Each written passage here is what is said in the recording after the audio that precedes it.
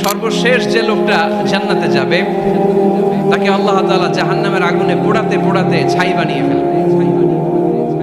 আল্লাহ বলবেন, জিব্রাইল যাও একটু দেখো, একটা মাত্র সেজদা দিয়েছে আমাকে, এরকম কাউরে পাওয়া যায় কিনা। বাটি চালান দিয়ে দেখো পাওয়া যায় কিনা।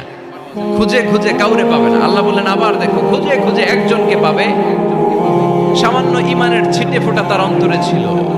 আল্লাহ বলবেন, যেহেতু ছিটে ফোঁটা আছে, অনেক মায়ের খাইছে, ওকে বের করে জাহান্নাম থেকে বের করে একটা নির্ধারিত দূরত্বে রেখে দাও, রেখে দেওয়া হবে। কিন্তু জাহান্নামের আগুনের লেলিহান শিখাতে তার গা ঝলসে যাবে। সে আল্লাহর ডেকে বলবে, মাবুদ তোমার কাছে আমি কিছু চাই না,